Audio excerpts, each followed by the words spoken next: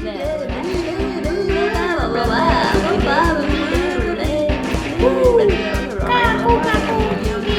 listening to The Kelly Slusher Show with your host, Kelly Slusher.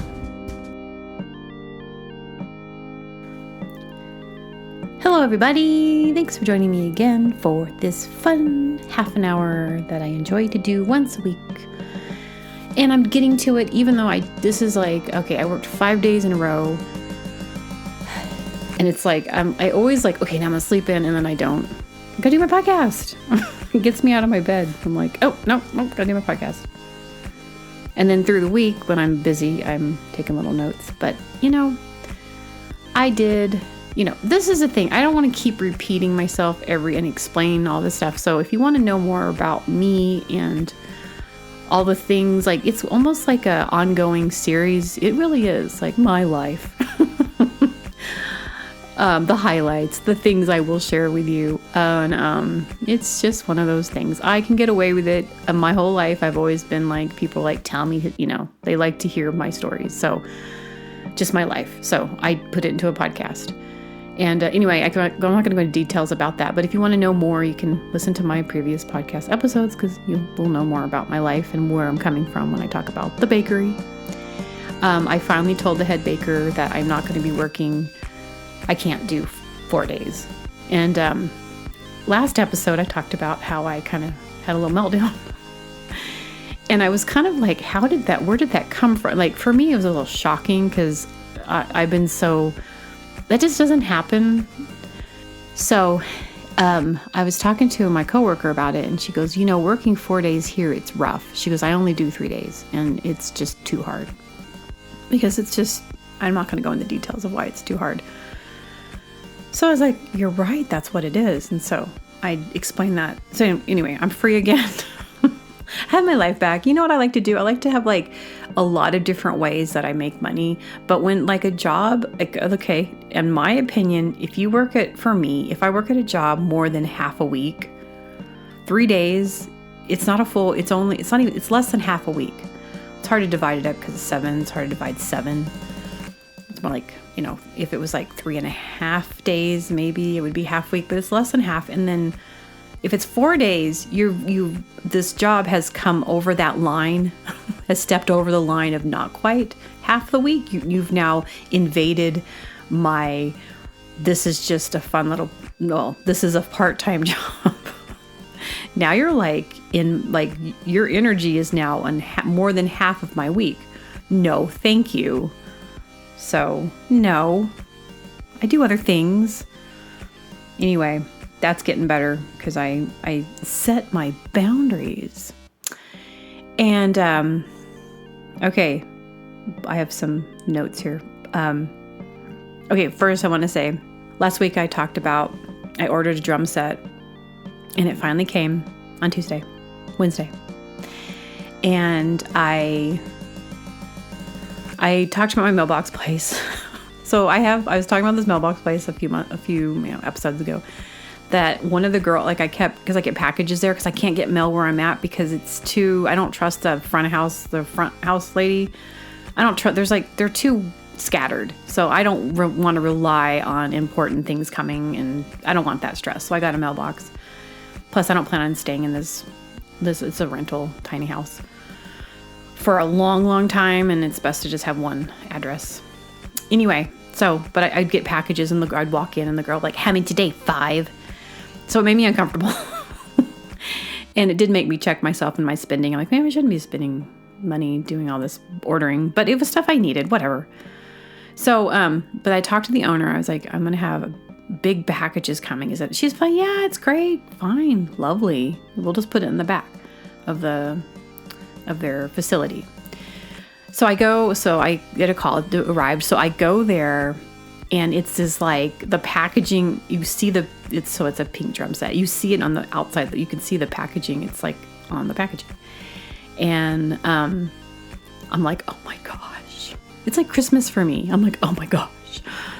I've always wanted a pink drum set. Like, this is like dream come true. Okay. So I go to get it, and there's this new girl, and she was cool, and she's like, I saw this come in and I thought whoever this belongs to, they were going to be really excited. They were going to be really happy. I was like, you are right. So it's huge. And so I have to like take the dolly and like, so when my truck comes in handy, I was able to like load it in the back of my truck, big boxes. And I mean, an entire drum set, cymbals included, heavy. So I'm like getting it in there. And then she comes over the second box. She's like, can I help you? I was like, sure, but it's heavy. And she's like loading it in with me. She's like, are you a drummer? Do you play drums? I was like, yeah. She's like, that's so cool. This is so cool. You could just tell she was just like, because it's a small town, you know, you're not every day going to get this like me showing up with my pink drum set. Oh, anyway, she was cool. So I take it home. Getting it into the, I'm going to say how hard that was. Because I didn't have anyone. It was like during the day, and anyone I thought about, they'd be working or busy or too lazy to help me. So, bake, please come help me. No, you won't. Okay. So I go, so I look, anyway, I finally get it into my tiny house, huge boxes. And I'm like, okay, I have no idea where I'm going to put this. So I'm like unloading, unboxing it. And I look over on the side and saw that they had said what the color was. And it said something about like shimmer pink. It was like pink sparkle basically. And I was like, what? No, they didn't have that. They didn't have the pink sparkles. It looked like I tried to find it within my budget, and there was nothing in production that was this specific what I wanted with pink sparkle. Like it has to be in production. You can always like take your drums and go have them like you can put that on there, but that's such an ordeal. There's no way I would go do that. So anyway, I'm like, are you kidding me? No, this is a mistake, but this is a great mistake because I'm telling you, if there are any mistakes, I could not lug this back out. Like there's no way I'm sending a drum set back. But this was a good mistake. So I'm like, I think it's true. So I'm like, I should have filmed myself because it was like a little kid. I was like, I couldn't get the tape off the top of the box fast enough, opening up the flaps. And I looked down and I see the first tom and I pulled it out and I'm like, pink sparkles! This is pink sparkle. This kit didn't come with pink sparkles, but it's a pink sparkle. I mean, how could this not be divine? How could this not be a gift from God? I mean, oh my gosh, I was just like, it's so pretty. It was like, it's like a light shimmer. It's not like obnoxious, like, not that I like sparkles, but it's like beautiful. So I set it up. It's in my bedroom. So it's my bed, drum set. It's amazing. So now I'm like, I got to tune it up. I mean, it's slowly coming together it takes a lot, like a brand new drum set. You have to there's a lot you have to do. You have to tune it up, and I just set it. Yeah, it took me forever, but it's been a few days, and I'm excited as heck. And I talk about like, I've told people before, like, I play guitar. Oh yeah, I play guitar. Like, oh yeah, I play guitar, but I'm not a guitarist. Oh, okay. What does that mean? I'm like, well, guitarist, they know that guitar. I mean, I can play, and people be like, no, you are a guitarist. You rock on the guitar. I'm like, no, you don't understand. I can play guitar very well. I can do all like the chords and all the stuff and the rhythm, but I don't do lead, and I don't like some people, because I know guitar players that are amazing. Like the stuff they can do. I could do that, but I'm not interested in taking it beyond me having something that backs up my voice. That's the only reason I ever learned to play guitar, so I could songwrite. I was never passionate about it. That's not a diss on the guitar. I'm just saying, it's not like my passion. I'll always play, but I don't get that excited. I don't feel like, advancing. I'm going to go take, guitar lessons so I could take it to that next level. Like, I'm fine. Same with the bass guitar. I'm a great bass player, but I don't, same thing. Like, I played that for years and years, and it was, I was a bass player in Crash and Brittany, my first band, and people were like, literally worship the ground that I walked on. I'm like, you're the best bass player. They were just like gushing over like the way I would play my bass. That was then. I can still play like that now, but I'm not passionate about it. I'll play, but I'm not passionate. But with the drums, I am a drummer, full on drummer, and I'm very passionate about the drums. And as I'm sitting here and playing, and I'm like, now I can just whenever I feel like it, just do some, just kind of practice and play. I'm like, why? Okay, this is my question. Why did it take me this long to understand this about myself? And I'm like, I don't know. And you know what it took? It took me getting so bored with guitar and songwriting and singing. And I don't know, I just got so bored, and I'm like, I have to be playing music. I have to. It's not optional. I am a musician. But something's missing if I'm not playing. And musicians understand this, like artists who paint, whatever you do, like if you have that, you have to do it. Same like podcasts. Like I feel like I have to do this podcast. Like something is missing if I'm not doing some kind of radio, some kind of podcast, some kind of show. Like that's another important aspect. Same with baking. These are like my 3 big things: music, baking, podcasting. If I'm not doing these 3 things, I feel like, something's missing in my life. So why it took me so long, I don't know. I think also I have this thing where I don't like to get a lot of attention, believe it or not. It's why I'm doing like podcasting more than like video. I think when I start putting myself in videos, I start to get like, that's too vulnerable. When I'm podcasting, you don't have to stare at my face. You can just hear my voice and my soothing voice. My calming, soothing voice. But when you start, that's why like my YouTube channel gets like, I'll put a video out and I'm like, wait. And I get like super like, I don't know. But drums, you get it's loud. You play a show. Oh, look, it's a woman playing. It's a chick playing and she's rocking. We're going to, it's like, and it's loud. So it's like, it's loud. So I'm just get over it, So now I'm like, get over it because it's like your favorite thing. Okay. So it's your favorite thing. So I've been so excited and I feel like, oh my gosh, that part came back.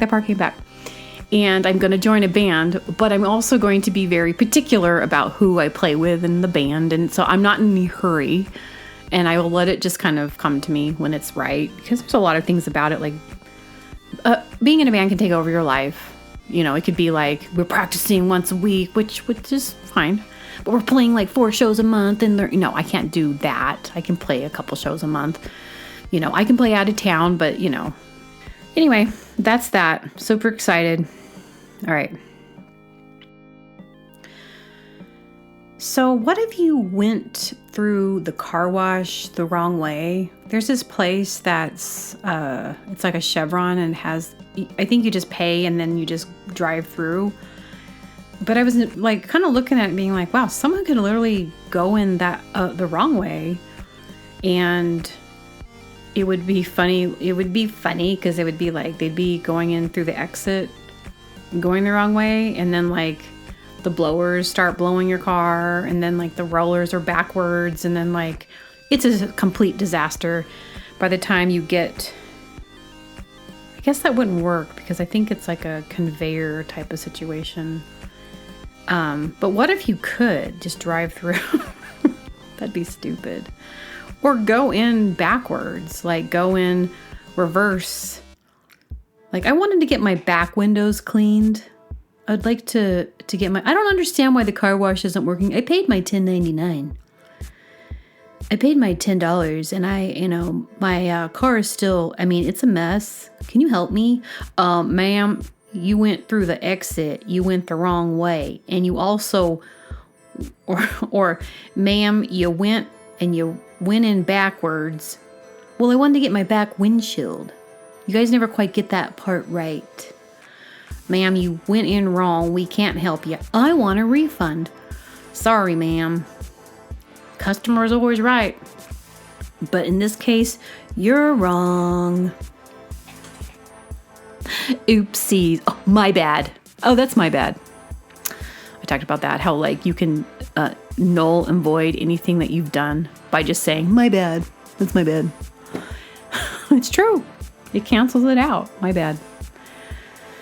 I've had to use that a couple times, so someone didn't give me heck. Don't give me heck. Okay, so I might have talked about this. So Halloween's coming up, and it reminded me of a time years ago when I lived in Sacramento, and there was they used to have these Halloween parties. They used to have actually Halloween shows, like cover shows. They probably still have those. And there's this guy, Dave Smith, and I showed up at the Halloween party, and he was dressed like me. Like he put, like I had a specific hair, and then I have this, unfortunately, I don't like this tattoo. I have a tattoo on my leg. I got it. I didn't think about it, but one tattoo, a little on my leg. He drew that on, and then he wore clothes that I would wear, and he just walked around. He's like, I'm Kelly Slusher. I'm Kelly Slusher. I'm Kelly Slusher. And I'm still friends with Dave now. Like, we're not buddies, but we're still in contact a little bit. He's like an old school punk guy. And I was like, why is he doing this? Why is he walking? Why did he dress up like for me for Halloween? And someone's like, oh, he's probably trying to, hook up with you. He's probably thought his way of like being like, oh, maybe she'll hook up with me if I dress like her. And I'm like, wow, that's like desperate attempt. I don't want to make out with myself. So it didn't work, but it was still funny, and I'm still talking about it to this day. It was funny. That was weird. I wasn't sure if he was making fun of me, because people used to make fun of me. They don't make fun of me now because I'll beat them up. But okay, half and half. I was thinking about half and half. There's this this guy at my work. He's super funny. He works front of house, and he's got this really funny personality, but only to certain people. Like with me, he's like, he'll be really silly, and like the other day I walked around the corner and he was like, just like, he saw me, he starts running in place. I'm like, what are you, and there's customers there. I was like, what are you doing? He's like, oh, I ate too much sugar because you keep bringing me too much sugar. So every time I bring like something out, he's like, too much sugar. He's kidding, but it's funny. And I guess he calls half and half 1/2. So I started thinking about it. I'm like, yeah, 1/2. Yeah, half. It'd be 1/2 and 1/2. But half and half, why? Who came up with that name? Like, okay, so it's half milk, half cream is my understanding. Half whole milk, half cream is half and half. But who decided, I'm going to name this, what should we call it? Well, it's half cream and half milk. So let's call it half and half. Half and half. Half and half. Why didn't you just call it half? Just call it half. Or 1/2. 1/2 makes the milk industry, they don't come up with clever names. It's literal. Oh, how do you know you're an alcoholic? When your dog has its own spot at the bar. If you add the word plum to the beginning of your sentences, you sound like a hillbilly. I'm plumb tired, or add it in your sentences. I'm plumb tired. I don't plumb understand what you're saying. Plum. Why do they add plum? If you watch old like Andy Griffith, they say plum. I'm plumb tired. Well, you know what a plum is? It's a fruit. There's this Rate My Chives. There's an Instagram, Rate My Chives. And I believe it's a guy who just like films himself. I follow it, but he just like films himself chopping chives. And people get so neurotic about it, they'll like, look at every single chive that he's chopped, and they're like, and they'll like circle, like right here, this one's too big. I was chopping chives yesterday, and I was laughing about that. And I'm like, oh, rate my chives. They'd be like, get out of here. Because I do have to do savory stuff. I make a tortilla español, and I also make these little nest eggs as my morning baking thing, breakfast for people that come in. And I was making nest eggs, and I was putting chives in them, and I was just like, and I don't like, I know there's the culinary people who are really into like the cooking and the culinary, and they're very expensive knives, and One time someone had this knife that was so large, and I'm not sure what it was used for. And they're like, we have to announce if we have a knife, like sharp knife. And this thing was, no, it was a guy who was walking through. He's like, knife. I'm like, no, you mean sword. Coming through with a sword. I thought it was really funny. It was huge. Coming through with my sword. Yeah, these knives, you go down that, very expensive. Like the chef knives, I don't go down that. I'm like, just give me as long as it's sharp, it works. And I don't really care because I'm like, I don't need all that. I mean, I have to cut my fruit and stuff, but I don't need all that, you know. So anyway, yeah, I'm going to have more time now. I say that until I start all this and I start all that, start all this and start all that. Let's see. Street tacos. Did I make that joke? A street taco? I don't like the two words together, street tacos, because it makes me think that it's dirty. Grimy tacos, road tacos, driveway tacos, freeway tacos, let's see, sidewalk tacos, alleyway tacos, bridge tacos, side street tacos. I don't know. Apparently it's popular. It works, right? People like those street tacos, but it always sounds so like, don't think I'm going to eat that.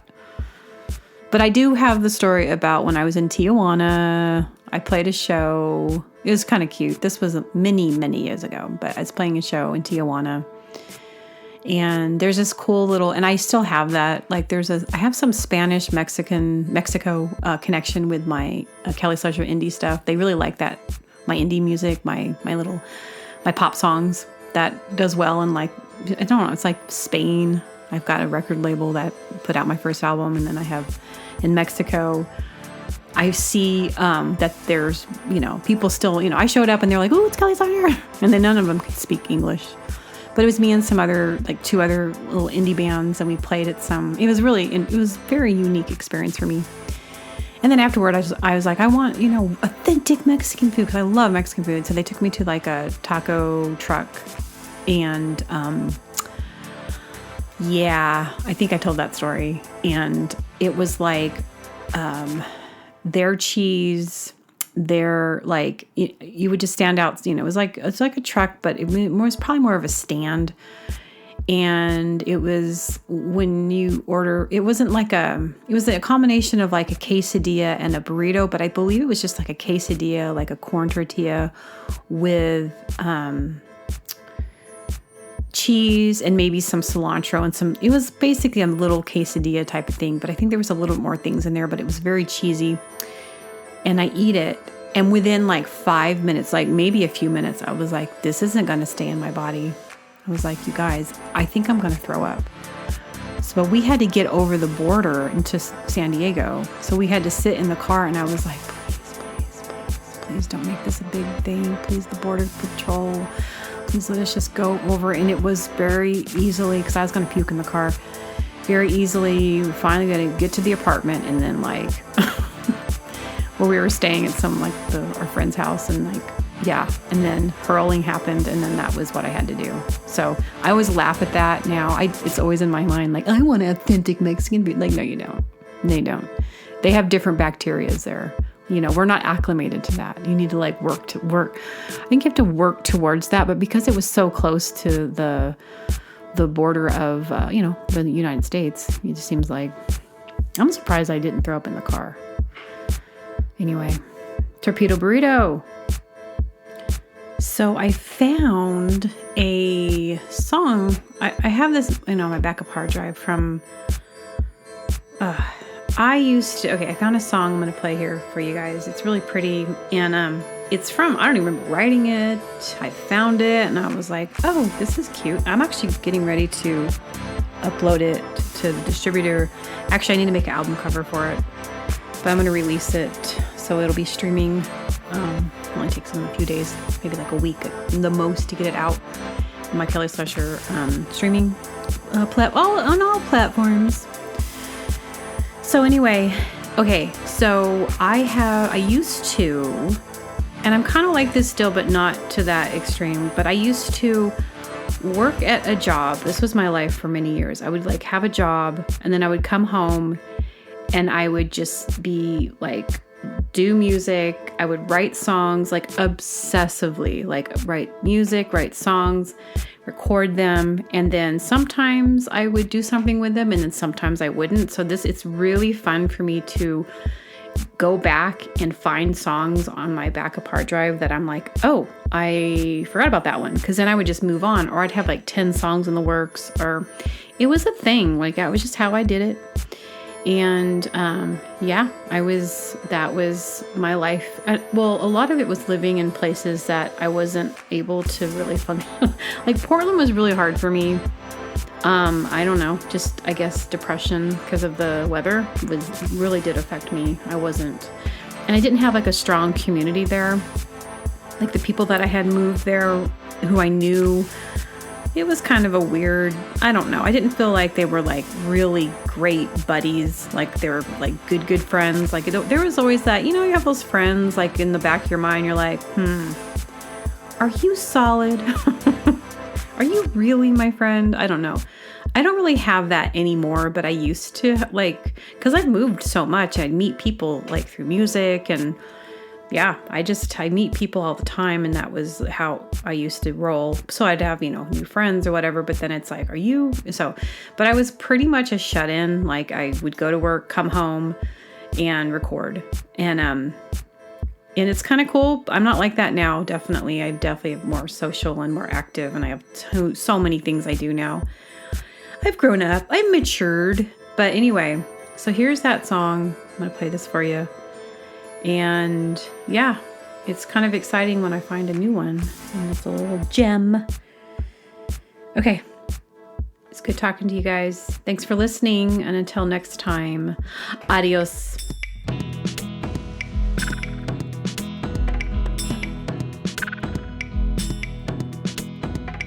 Stroll down an old road that I used to know. I wanna go back home. How you gonna run away? Gotta get off that train. I wanna go back home. I wanna go back home.